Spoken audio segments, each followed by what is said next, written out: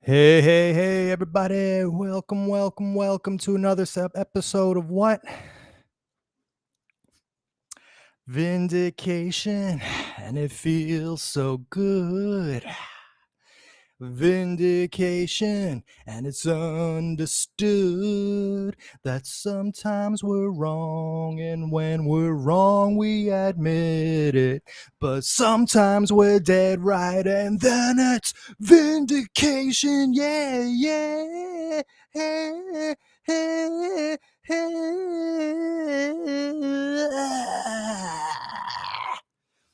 Hey, everybody. So, yes, what are we talking about today?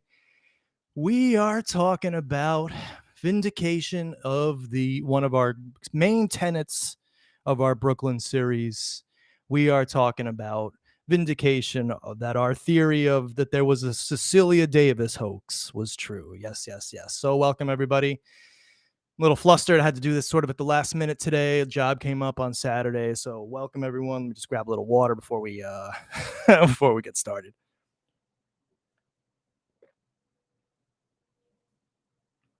So yes, some of you may remember our almost 10-hour long Brooklyn series that I did with the great John Catalano, and this was but one of those parts, and it was just a theory. But today it's going down as historical fact. That's right. Yes, we are making that bold statement that indeed Disco Dave Berkowitz never drove away from the Brooklyn scene. It's like a totally ridiculous, like this guy is going to drive after cops. I mean, can you believe we actually believe this in the first place?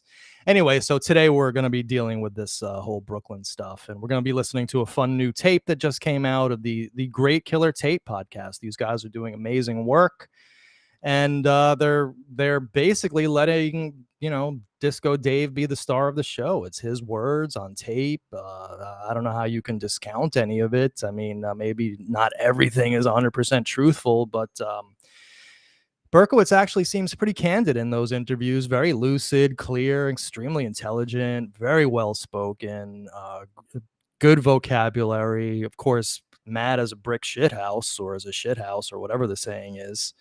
Absolutely nuts. If you kind of know what his deal is, that he considers himself the Lord of life, that he's the one that's going to control whether you lives or die. You can hear some of that within those tapes, and of course that's instructive too. But one of the great things for our video series is that now we have in his own words things that we've only theorized about. So before we get started, let's actually get on screen exactly what we're talking about here. So now we are talking about, let me just zoom out a little bit. South Brooklyn, sort of I don't know what this area is called. Bay Ridge, Bensonhurst. I have no idea. I'm a Bronx boy. I grew up in Riverdale. I have no idea about Brooklyn. I mean, Brooklyn, I've hardly ever been to it. Been to it more than Queens, but New York City's funny that way. Like sometimes you just have no reason to go to Queens or Brooklyn. But in either case, South Brooklyn, just so we can sort of pan out here. This is all of New York City, all of this in gray here, of course. And so Disco Dave, of course, lived up here in Yonkers. Whoops, it's taking us there. I don't want it to take us there. And so we are dealing with, let me just get rid of this here. We're dealing with this area down here of South Brooklyn. And if John Catalano's in the audience today, well, then maybe he could tell me what neighborhood this is. In either case, this is, of course, the Moscowitz shooting, which all centers around this one little park, Bath Beach Park. So I guess this is Bath Beach. And, of course, Zano was parked here. Robert and Stacy were parked right over here. Here's the famous overpass where Robert and Stacy looked at the view and all that kind of stuff. And so Berkowitz, Disco Dave parked right here, the fire hydrant, and right over here. Okay. And so let's go down and let's just take a look at it. So this is the famous fire hydrant, right? That caught the son of Sam. It's right here, very nondescript. Do you think there should be a plaque on this? I mean, in a way, it's kind of like is this a New York City landmark? I mean, is this some sort of landmark, this thing here? And, is this the original fire hydrant? And if it is it like worth extra money and, all that kind of stuff. But in either case, this is where Berkowitz parked. We all were wondering why he parked here at the hydrant and all this stuff. And some of those questions will be answered today, not to my full satisfaction, but still he does address that. And so Berkowitz, God knows how he got to the crime scene. We know, though, he got back through this little courtyard here. Did I go past it already? Yes, I went past. Oh no, right. Here's this little courtyard, right? And so he went through here, and which took him to across the street. Sorry, here was that courtyard right here. He would go right into here, and when he exited the crime scene, after he shot Robert and Stacy, he left through a hole in the fence at the back of this park right here.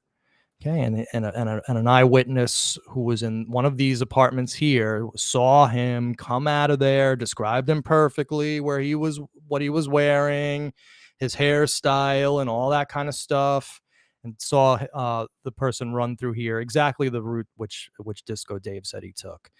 And so, of course, it's all about like Maury's story versus the official story. And of course, Maury Terry set up a very compelling argument in his book. Of course, it was compelling because we now know that he manipulated, juiced, out and out, made up information, totally lied, distorted. I mean, changed times when he needed to, and all that kind of stuff. So, but that's why it was compelling, because, well, we were all living a lie. We were living a fantasy. I mean, it's very easy to be compelled about a fantasy. Like I had fantasies all throughout my life, and I was compelled by them. And now it turns out that the Brooklyn shooting was one of those as well. So in either case, let's get right to it, because we got actually quite a bit to get to. Usually vindications are a little bit shorter, but today is going to be we're going to go over this in a little bit more detail. So, of course, Vindication, the Cecilia Davis hoax confirmed. Now, of course, I want to say hello to everyone out there in the chat and get a chance to say hi to all my people of the world.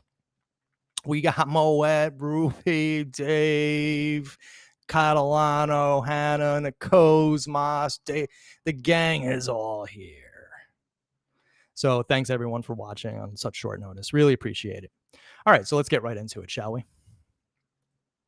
So, of course, the Cecilia Davis hoax is one of Maury's greatest camel toes, or as we call them now, Moe's toes, named after, of course, Cecilia Davis camel toes. And now all of a sudden, all the Maury Terry fans, all the Terry heads, now they're all like Victorian prudes. They're like, how dare you? How dare you get vulgar about a dead woman? I'm not getting vulgar about a dead woman. I'm just trying to poke fun at this very obvious thing here. How could you ever look at this picture of her and not mention that? All I'm doing is being observant and honest about it. Yeah, maybe a little too honest, but that's just the way it goes. So, of course, here's a much more grandmotherly picture, much more innocent, of this vixen who was out with a married man that night, Howard Bohan. I'm just alleging. I'm not making any assumptions here. I'm not making any accusations. So anyway, in the background, we have actually my neighborhood opera singer. I don't know if you can hear him. Probably not. But he's great. He's actually who I got inspiration for the end of my vindication tonight. This guy will just like walk down the block going la la la la la la la la la la la la, and then all of a sudden he'll end of it la la la, like he'll just go nuts all of a sudden. And he'll do this at the bus stop. I have a video of him doing it on the bus. I'd show it to you, but it's like deep in some drive. I have no idea where it is. Anyway, so I digress. This is a much more grandmother. Anyway, he's doing his thing right now in the background. Much more grandmotherly photo. So that's Cecilia Davis. And of course, Cecilia Davis was a pivotal witness to the Brooklyn shooting of Stacy Moscowitz. She was one of the biggest eyewitnesses, not only to Maury's story, but of course the NYPD and the official story as well. The she was pivotal in finding this guy. Why? Because she was the first person to, she was the person that came forth and talked about him getting a parking ticket. So if Cecilia Davis had not come by, well, maybe they would have done it anyway. They would have looked at parking tickets that night. But ironically, the cops who wrote the ticket said that they didn't even recall writing the ticket. So like, there would have been more time. I think the cops would have got him anyway. But in either case, Cecilia Davis was important. So she gave NYPD their best description of the shooter, and she was lauded in the local, national, and international press. And of course, all the stories that we know of her in the international, local, and national press, they're all remarkably similar. These stories and what in their narrative that they weave. And so we'll see that a little bit later. All right, but first we need to explore Mo's version of her story, so we can understand here the contradictions, the distortions. Well, in this case, the outright Mo's toe. This is something where he just like literally made shit up out of thin air. Okay, and it's like doesn't exist anywhere else except in Mo's version, right? So I could have picked anything. I have some passages from his book. He's looks like a million articles that Mo Terry wrote about this. So this is one of his articles, 1979. Gannett is the real 44 caliber killer in jail by Maury Terry and James Mittiger. And it's not the most clearest copy in the world. You're gonna have to just bear with me here. The operative stuff that we need to know, okay, is that Maury Terry. Wait, the opera singer. It's like I wonder if you can hear him. Anyway, so the operative stuff here is that, oh shit, huge plant just fell. I'll deal with it later. Anyway, so while they talk, Mrs. Davis is aware that their car is blocking the road, and she keeps an eye on the street behind them. She sees a young man emerge from the courtyard, lean across for the Ford's windshield, and like any motorist preparing to drive off, remove the parking ticket. The man opens the driver's door and leans on it, watching intently as Patrolman Cataneo writes the second and third tickets for cars on the block that night. Cataneo climbs back into his cruiser. Mrs. Davis, meanwhile, has invited her companion into the apartment for coffee. Yeah, coffee. Yeah, come in for coffee at 2:30 in the morning. He declines, looking at his watch and pointing out that it's already 2:20 a.m. Sorry, I just heard him do one of his screams. Every time he does it, I crack up. As the policemen start to drive off, the young man enters his car and drives here. So here it is, right? The young man enters his car and drives up quickly behind the car in which Mrs. Davis is sitting. He blares his horn to get by. Mrs. Davis gets out and walks between her friend's car, blah, blah, blah. So this is the operative. This is the operative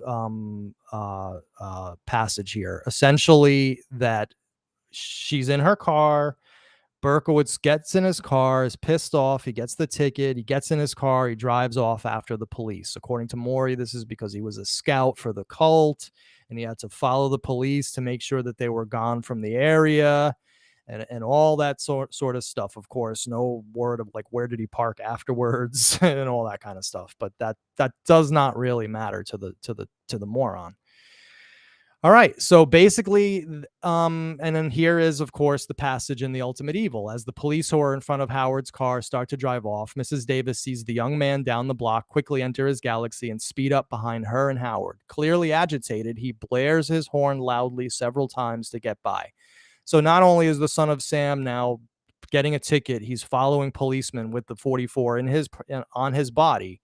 He's following the cops, blaring his horn at 2:30 in the whatever time this was in the morning, 2:20 in the morning. Okay, so it's like totally ridiculous. But anyway, so this is where it gets interesting, guys, and this is actually something that we should really all pay attention to, because this is a perfect example of Maury literally making something up out of thin air and lying to you to your face. Okay, I didn't even realize it, the full extent of this, until I put this show together. Even though we did a show on this already, the Brooklyn series, this was just but a small part of it. So Berkowitz's statement that he removed the ticket from his windshield was confirmed by Mrs. Davis, who saw him do it. Remember this, guys. Okay. However, Mrs. Davis, whose account was supported by her companion, Howard Bohan, insisted that Berkowitz didn't even return to the park at that late time, 2:20, but instead left to follow the police car. Okay. Also, at no time did Aiello ask Berkowitz to explain why, if his confession was accurate. He was back over on Bay 17th Street again at 2:33 when he passed Mrs. Davis as he walked her car, blah, blah, blah. Now, this doesn't make sense because he never admitted to driving away. But anyway, remember this, and we're going to be reminded of this passage a little later when I show you a police report that's very instructive. Okay, so it's getting serious now. This is a serious lying that we were subjected to. This is exactly Moet. MMB, more Maury bullshit. So anyway, so it says here, Mrs. Davis' account twice put him well away from the scene. And remember, this is crucial to Maury's thesis, right? Maury needed Berkowitz to be away from the scene in order for it all to make sense, even though it actually still made sense if he was seen 2 minutes before the shooting, because he had 2 minutes. He could have easily gotten to the shooting site in 2 minutes. So even this doesn't make sense.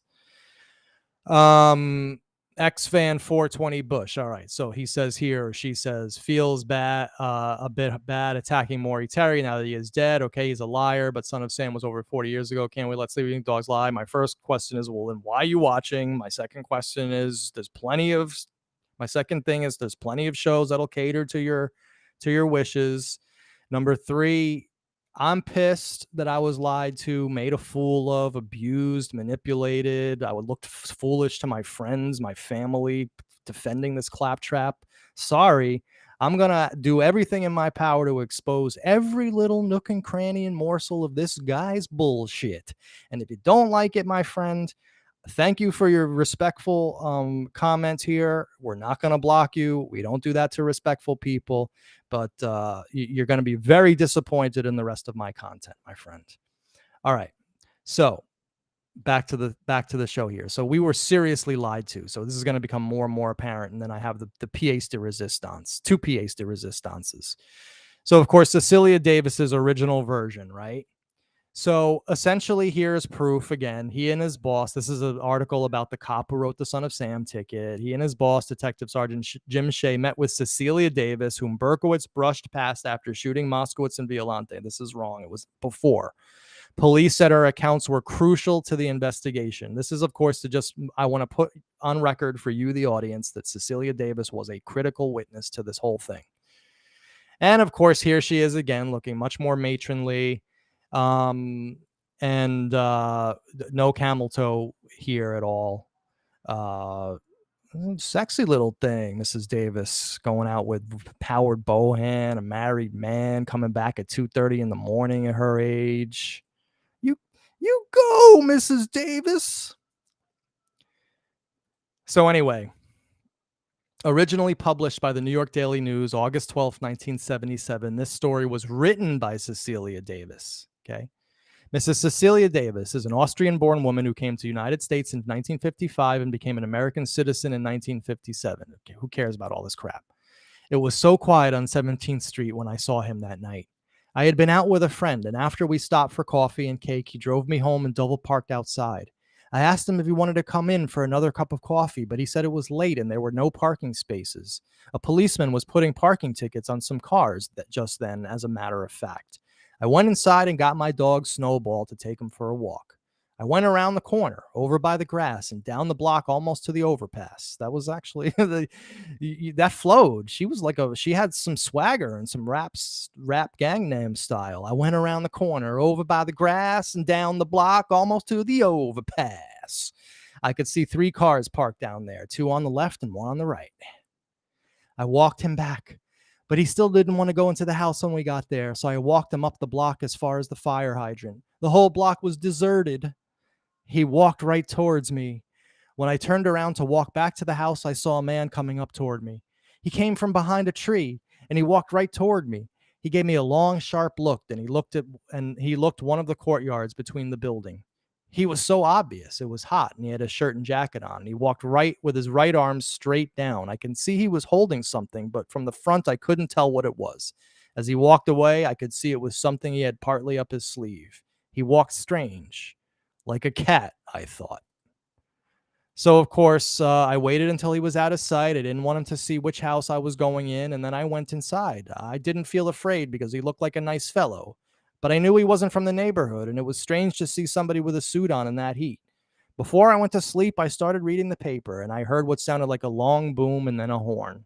So that's the shooting of Moskowitz. So notice no mention whatsoever in her major byline, claim to fame, ticket to stardom, front page on the Daily News. Absolutely no talk about the guy getting the ticket, driving away. Berkowitz drove away. She knew that that was Berkowitz that got the ticket that night by this point, right? So if she had already should have made this connection, oh shit, that was Berkowitz who drove away, and she should have been telling everybody that she knew. Okay, we don't see it anywhere in this report. And, look, we're not going to go through every line by line of all these reports, but just take my word for it. I read every line of these articles, and nowhere in these articles that I'm showing you here is there anything to do with cars driving away. Shortly before 2:50 a.m. on Sunday, July 31st. Now, that's really the wrong time here, okay? Cecilia Davis was walking her dog when she noted a man skulking behind a tree. She also noticed a uniformed cop ticketing illegally parked cars in her quiet neighborhood. Meanwhile, Son of Sam was zeroing in on... See, this makes no sense. But again, Mrs. Davis, police said Tommy Z's date, traffic ticket, nothing about driving away. Mrs. Davis heard the shots, nothing about driving away. Kind of a weird article because it gets things really wrong.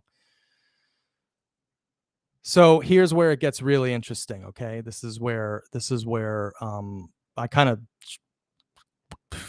went a little too overboard earlier in the presentation, and this is where it really gets interesting, and this is where we really see Maury Terry's just out and out lying.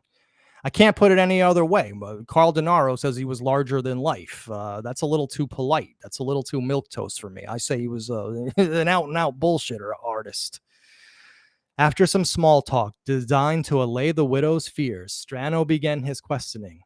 A review of his detective division report, DD5, reveals that Mrs. Davis told him about the ticketed Galaxy and said that she barely reached her front door before the shots were fired.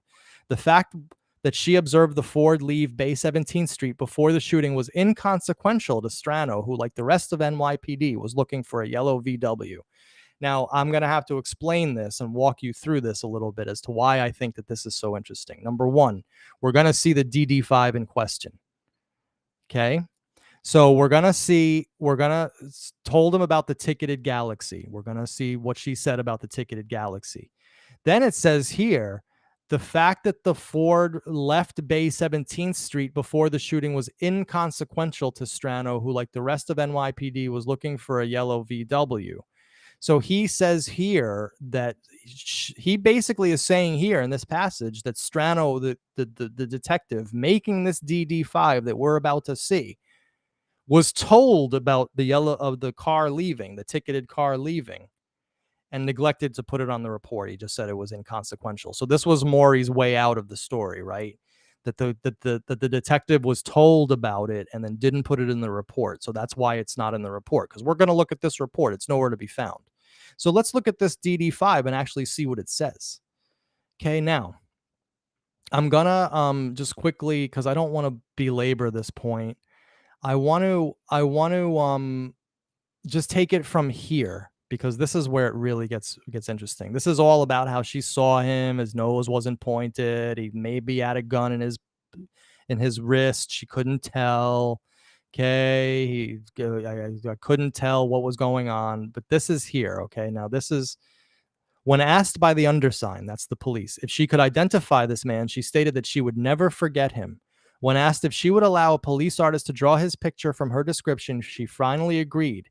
The undersigned asked if she saw any other people in the street at this time that might have seen him and stated that there were none other outside. When asked by the undersigned if there were anything at all she could think of this night that might help us find a witness, she stated that I saw the police when I first came in. She came home about 2 a.m. and remembers seeing the police giving tickets to a car on the hydrant down the street, and that a woman ran out to move a double parked auto. So this is humongous. Nowhere does she say she saw Berkowitz get the ticket. Okay, it says here straight up, Mrs. Davis told him about the ticketed galaxy. Okay, nowhere in this DD5 does she say ticketed galaxy. She just said that she saw some people, the cops were giving a ticket. She doesn't mention anything about him getting the ticket off the car. In fact, the only thing she mentions is that a woman came out and moved her car away from a double parked auto. That's all she says. It's nothing here regarding him driving away. And look, the cop is thorough, guys. Remember, like the morons all think, oh, NYPD covered it up along with Abe Beam. They all had a motivation to cover it up because it led straight to a pedophile ring involving, well, I don't even know who, because no one's been able to prove any of this stuff. Okay. Right. But the point is, what was my point? Oh, the cop here is anything but lazy. He's saying to her repeatedly, is there anything all she could think about? Anything that she can remember? Right. So then this guy's not going to put in the one of the guys getting the ticket, driving off in a honking, following the police. Cecilia Davis is sitting here talking to the cops about a woman coming out and taking a ticket off a double parked car. That's pretty mundane, right? But she didn't mention anywhere in this DD5 that Maury Terry totally mischaracterized, out and out lied about. She mentioned nothing that what's his face, that this guy, this liar, this user, this drunkard, this not good friend, mentioned in his book. So this is ridiculous already. So all right, we're here at the killer tape. So now listen to this. Okay, now we have Disco Dave in his own words talking about this very, very subject. Okay, this is huge. Let me just kind of cue it up here so it's all ready to go. All right, let me get that over there. There we go. All right, so I think the volume is going to be... So this is a nice little 3-minute tape. Get yourselves your wine, your beer, your liquor, your joints, anything y'all need to do to relax, anything. Because you're going to now listen to Disco Dave, the Lord of Life himself, talk about the ticket and what he did when he got the ticket in his own words. Jack asked David about events that had transpired shortly before the attack. Now that's the one where you said you had seen the cops ticketing the cars. Yeah, right. That was the final one. I guess the most dramatic from the point of view of the people, because that's where everything fell into, place where I was arrested. Someone also saw you walking. Yeah, right. A woman saw me walking around the neighborhood. So there he is talking about Cecilia Davis. A woman saw me walking around the neighborhood. So he remembers her. You said you saw the police cars ticketing before you parked, or after you came back? Well, I was walking, my car was already parked, and I was walking through the neighborhood.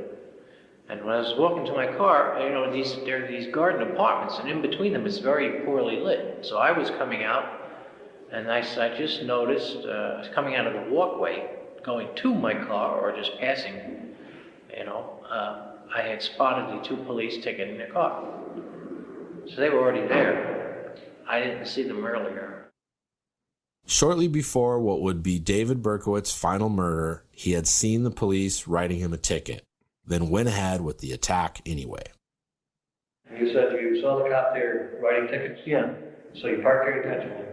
Well, I had parked there, right, by the fire hydrant, and I saw a police car cruising up the block. Okay, now he's going to tell us. He's going to tell us all about getting in the car, watching the police intently after they give him the ticket, and driving off and honking his horn at Cecilia Davis. We're going to hear it right now, right? And the police car stopped alongside my car, but a little to the back, One of the cops got out. The other guy was sitting in the car.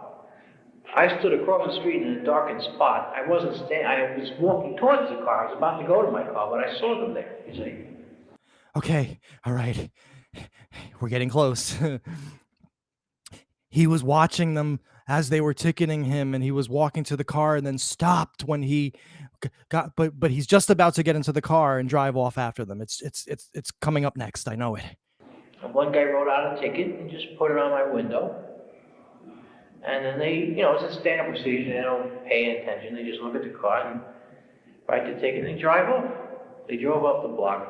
There were some other double parked cars there, so they gave out a few tickets there. And then I guess they finished and went on their way. And about 45 minutes later or so, the shooting happened. And But wait a second. He didn't mention driving off away after them. I saw that, well, I got the ticket. Now they're going to have to come as a standard procedure they're going to have to come my way, which is exactly what happened. According to him, he parked there intentionally and allowed himself to be ticketed at near a crime scene that was for a murder he was preparing to commit, hoping that it would lead to his arrest finally. Did you really want to be caught at that time? Yeah. Well, not at that time. I had like a guilty feelings, but I was trying to suppress them with this demon thing. It was just getting underway, But I didn't let the guilt show. I just kept it in me. Eventually it came out, and I arranged for myself to get caught, you see. Okay, you arranged for yourself to get caught. Mm-hmm. Did you try to get caught before they actually nailed you? I guess you could say I was leaving signs, hints, and things. Signs, hints, and things. Yeah, his terror campaign in in Yonkers. But anyway, so Zero, there he is. He's just told us about. He didn't tell us about the details of the shooting, but he was talking about the details of what happened before. And not only did he not drive after the cops, he specifically said that he saw them. So like he didn't go to his car because he saw them ticketing the car. So he saw them. And he specifically did not go to his car. Exact opposite of what Maury Terry said in the book. Exact opposite of what we were led to believe. Of course, he didn't mention driving away, and Cecilia Davis didn't mention him driving away. You know why? Because this is a Moe's toe. It never actually freaking happened in the real world, guys. Get this bullshit out of your head already. This is absolutely ridiculous. This guy never drove away. He's talking about over here wanting to get caught, specifically wanting to like purposely getting caught. Right? But yeah, he was with an international cult that night with Jerry Berg and Barry Dosenko, and he was such an important part of the operation, but yet he drives and gets a parking ticket. I mean, it's just like ridiculous, guys. All right, so basically that's it. We have essentially vindicated another one of our theories. We have theorized and hypothesized that the Cecilia Davis story, as Maury portrayed it, never actually happened. Just like the Florence Lawrence story, as Maury portrayed it, never actually happened. The Tommy Zano story, as Maury portrayed it, never actually happened. I mean, how many other things have we caught this guy in? It's ridiculous already. So, so as not to belabor the point, so Nikozmas actually says, so did he say 4 to 5 minutes later the shooting? Good question, because I took that to say to hear. I heard 45 minutes later. So maybe that's actually important enough for us to listen to again. Let me see if I can find that. There, so they gave out a few tickets there, and then I guess they finished and went on their way. And about 45 minutes later or so, he says 45 minutes later or so, which is not true according to the timeline. But this is actually instructive for us because this gets back to a comment that someone made on my video that I did about Maury Terry last night about Berkowitz can't ever be believed because he said that Gennaro's car was red, but it was actually blue. And my answer to this, I have two answers. The first is Berkowitz is allowed to make mistakes. I mean, he's human. To err is human. He just said that the shooting took place 45 minutes after he got the ticket. That's objectively not true. We have the ticket time and we have the shooting time. It's only like 13 minutes difference or something like that, right? So it's part and parcel with him saying that DeNaro's car was red when it was actually blue. It's called an error. And also, Berkowitz admitted to being at every scene. So even if you're still a Maury Terry fan, you have to concede that he was actually at every scene, meaning that he was at the DeNaro scene, meaning he saw the DeNaro car, meaning that he should have seen that it was blue, but he said it was red. So he made an error. It's called a mistake. I mean, this guy's a human being. Again, to err is human. So that 45 minutes is actually, I'm kind of glad he made that error, because it helps to put some of Berkowitz's other little, well, mistakes into perspective, that even when he's recounting everything, it's not perfectly in detail. Now I know what they're going to say. Well, then that means that it was a mistake. He didn't talk about him leaving the scene. Well, look, I would believe that he left the scene if Cecilia Davis actually had said it in 1977. I would believe it if Berkowitz in 1979 in his letters to Abrahamson, when he's describing the shootings in great detail, if he said it. He never said it. I would feel a lot better about believing it if it was in all the newspaper reports. Okay? But the simple fact that that story only exists in Maury Terry's reportage bothers me. And why does it bother me? Because Maury Terry was the biggest bullshitter on planet Earth. All right, guys. So thanks everyone again for hanging in here with me. We're going to take a little break from shows for a little while here. Hold on, let me get something up here that I need to get up. Okay, yeah, we're going to take a little break from shows for a little while. I got some walk and talks I'm preparing in the interim, so we're going to get some of those old school videos back. Son of Sam walk and talks. Yes, we're going back to the old school. I got at least 2 in the pipeline.